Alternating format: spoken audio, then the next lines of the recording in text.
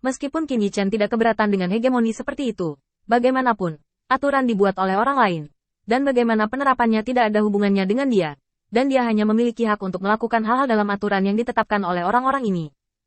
Saat ini, kelompok orang ini belum menjelajahi penampilan asli dari uji coba putaran kedua, jadi tentu saja mereka tidak dapat memberikan saran terbaik kepada Qin Yichen. Secara keseluruhan, saya telah melewati uji coba pertama dari uji coba putaran kedua, dan putaran kedua adalah bertarung melawan binatang buas. Di babak ketiga, di antara berbagai prediksi yang tidak jelas, perlu untuk berurusan dengan binatang roh tingkat Dewa Bumi. Ini jelas membutuhkan pengumpulan kekuatan semua orang, tetapi orang-orang yang bisa datang ke sini memiliki ide mereka sendiri tantangan tim. Dan ini telah menjadi alasan mengapa tempat ini menjadi semakin makmur. Tidak mungkin bagi orang yang datang untuk berpartisipasi dalam persidangan untuk pergi. Meskipun ada sangat sedikit orang yang datang setiap kali, itu juga merupakan jumlah yang sangat menakutkan. Di bawah akumulasi waktu, saat pemahaman Qin Yichen semakin dalam, Qin Yichen juga mengerti mengapa Mahkamah Agung melakukan ini. Orang-orang ini tidak dapat menyelesaikan persidangan, dan status Mahkamah Agung Tuhan tidak akan terguncang, dan ini hanya salah satunya. Dan peran penting lainnya adalah membatasi orang-orang ini untuk mati di sini. Tanpa mereka, kedamaian di alam abadi akan jauh lebih baik. Orang-orang di sini semuanya berada di puncak Ksatria, dan mereka bukan milik kekuatan apapun. Jika suatu hari ada keributan, tidak perlu mengirim brigade utusan untuk berangkat. Perang saudara seperti itu tidak bersahabat dengan reputasi Mahkamah Agung, dan juga merusak tenaga kerja, jadi dia hanya menipunya untuk menjadi tahanan rumah. Menyingkirkan cincin penyimpanan, Qin Yichen menggosok dahinya, tampaknya perkembangan semuanya telah melebihi harapan awal. Ada terlalu banyak hal yang terlibat, dan ada terlalu banyak kontradiksi yang harus diatasi untuk menyelesaikan percobaan ini sesuai dengan konten yang direkam dalam cincin penyimpanan ini. Di luar, ada halangan dari Mahkamah Agung Tuhan, dan di dalam, ada ketidaktaatan yang kuat di berbagai tempat. Bahkan jika dia memiliki kekuatan ksatria tingkat puncak, dan tidak menunjukkan catatan yang benar-benar brilian, itu tidak akan meyakinkan mereka. Terlebih lagi, Qin Yichen hanya seorang ksatria tingkat menengah sekarang. Dengan kekuatan keras yang ditempatkan di sini, Qin Yichen tiba-tiba menghentikan rencananya untuk sembrono dan mulai mencari jalan keluar lain. Mengapa kamu tidak menggunakan tiruanmu untuk mengujinya? Pada titik ini, pikiran Qin Yichen bergerak, dan perspektifnya tiba-tiba datang ke sisi avatar. Jelas, di tempat di mana kecepatan pemulihan daya terlalu lambat, kedua orang ini sangat ingin melakukannya, dan butuh banyak waktu untuk mempersiapkannya. Dalam kalimat yang sama, ada terlalu sedikit kesempatan untuk melakukan sesuatu, dan Anda harus berhati-hati dan berhati-hati hanya ketika sepenuhnya ditentukan bahwa tidak ada cara untuk berdamai. Anda akan memilih pilihan yang berisiko. Keduanya tidak pernah bertengkar.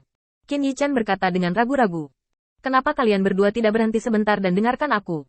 Sekarang saya punya dua pertanyaan. Pertama, jika Anda bertarung, dapatkah Anda menjamin bahwa sebidang tanah ini akan rata dengan tanah? Orang yang duduk di seberang Qin Yichen segera menutup mulutnya. Siapa yang mau menjawab pertanyaan seperti itu? Dan pertanyaan yang tampaknya tidak masuk akal itu mungkin tersembunyi. Sebagai lawan, Qin Yichen, dia tidak boleh begitu saja. Sebaliknya, orang yang duduk di samping Qin Yichen sangat tenang, berpikir sejenak, dan kemudian menatap Qin Yichen. Seharusnya cukup. Qin Yichen sedikit mengangguk. Ini adalah hasil yang dia harapkan. Dalam situasi saat ini di mana selalu ada orang kuat yang tinggal di sini, orang-orang ini sudah cukup kuat untuk bisa meruntuhkan tempat ini ke tanah. Setelah memikirkannya lagi, Qin Yichen bertanya lagi.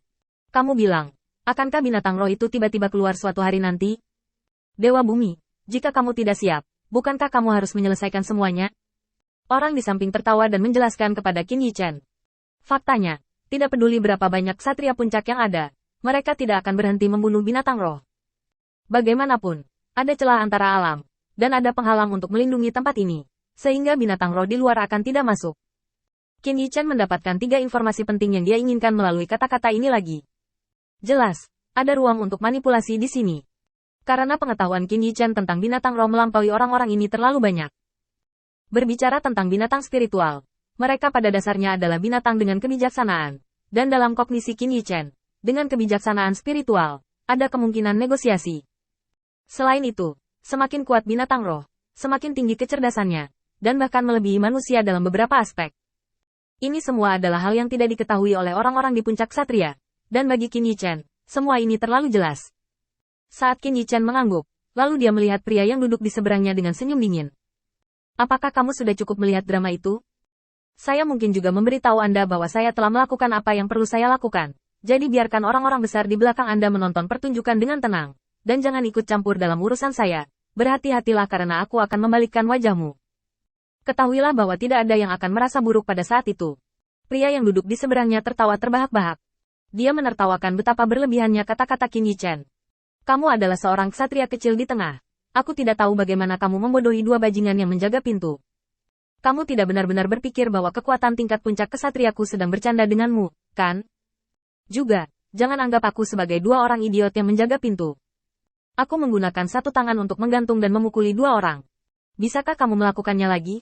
Mendengar ini, Qin Yichen juga tersenyum sangat nyaman. Tidakkah menurutmu aneh bahwa aku, seorang ksatria tingkat menengah, dapat secara terang-terangan masuk ke putaran pertama percobaan dari mata mereka berdua? Mungkinkah menurutmu meminta belas kasihan itu berguna? Mengapa Anda tidak menunjukkan kepada saya permohonan seperti apa untuk membiarkan mereka pergi? Backhand Qin Yichen adalah gelombang ejekan, dan nilai kebenciannya bisa dikatakan penuh. Orang-orang ini memiliki pemikiran yang tidak masuk akal tentang diri mereka sendiri, dan Qin Yichen secara alami tidak perlu bersikap sopan kepada mereka. Pelacur, lihat pedangnya. Qin Yichen tiba-tiba terbakar. Kekuatan klon yang sudah terbatas bahkan lebih terbatas, dan dia menggunakan jari-jarinya sebagai pedang untuk langsung menusuk lawan di depannya. Pria itu mencibir dan menepuk para prajurit Tao di atas meja. Dibandingkan dengan menggunakan kekuatan di tubuhnya sendiri, lebih ekonomis meminjam kekuatan pada prajurit Tao. Lagi pula, pemulihan kekuatannya terlalu lambat, sangat lambat sehingga dia merasa putus asa. Jari-jari Dao Bing dan Qin Yichen saling bersilangan, dan pada saat Dao Bing menyentuh tubuh Qin Yichen, klon Qin Yichen berubah menjadi genangan air bau dan melemparkan dirinya ke wajah lawan. Pada saat yang sama, tawa hangat Qin Yichen terdengar di seluruh paviliun. Aku sangat iri pada tiruan dewa. Kurasa hanya itu yang harus kamu lakukan dengan visi dan caramu. Ini sangat mengecewakan. Seorang master di puncak ksatria,